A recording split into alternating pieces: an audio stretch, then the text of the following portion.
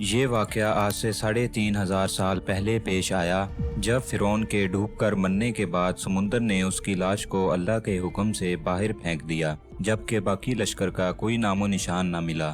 مصریوں میں سے کسی شخص نے ساحل پر پڑی اس لاش کو پہچان کر اہل دربار کو بتایا اور فرعون کی لاش کو محل پہنچا دیا گیا۔ درباریوں نے مسالے لگا کر اسے پوری شان اور احترام سے تابوت میں رکھ کر محفوظ کر دیا۔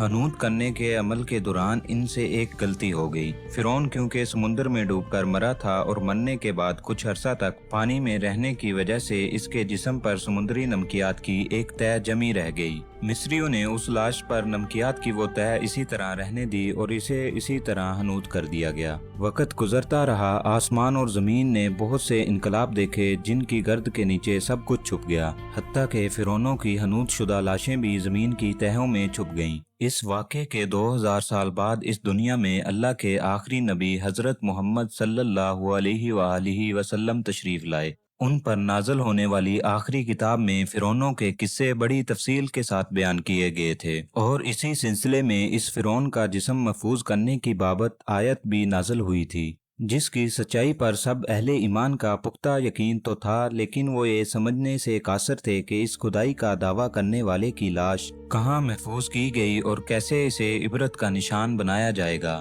Welcome to AKB TV۔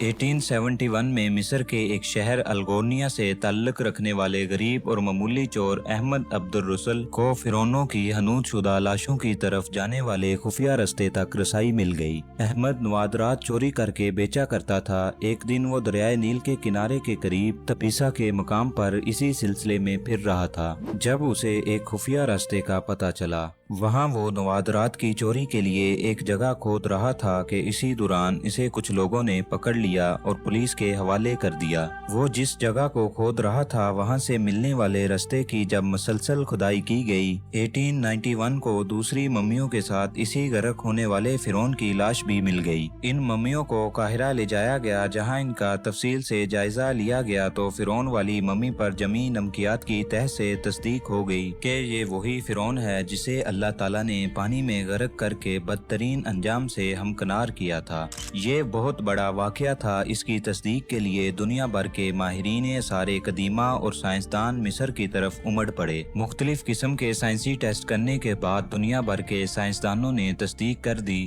کہ دوسری سب لاشوں کی نسبت صرف فرعون کی لاش پر ہی سمندری نمکیات کی تہ جمی ہوئی تھی۔ اس تصدیق کے بعد اسے فرعون کی لاش قرار دے کر عجائب گھر میں محفوظ کر دیا گیا۔ 1982 میں فرعون کی ممی خراب ہونے لگی تو اس وقت کی مصری حکومت نے فرانس کی حکومت کو درخواست کی کہ فرعون کی ممی کو خراب ہونے سے بچایا جائے اور جدید سائنسی ذرائع سے اس کی موت کی وجہ بھی معلوم کی جائے۔ چنانچہ مصری اور فرانسی حکومت نے مل کر ممی کو فرانس لے جانے کا انتظام کیا۔ جب فرعون کی لاش کو فرانس پہنچایا گیا تو اس دور کے فرانسی صدر خود ایئرپورٹ پر اس کے استقبال کے لیے موجود تھے۔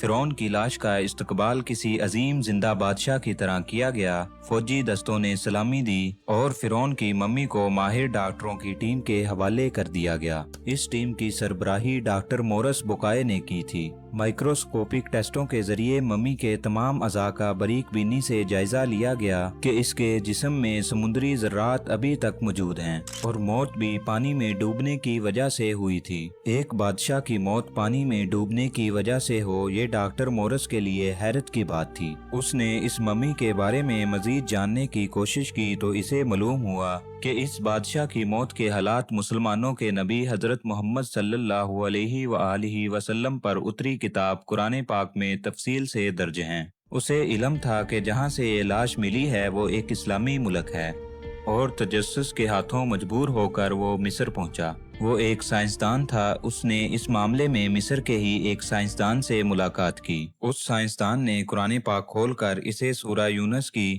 آیات 90 سے 92 تک کا ترجمہ لفظ و لفظ سنایا۔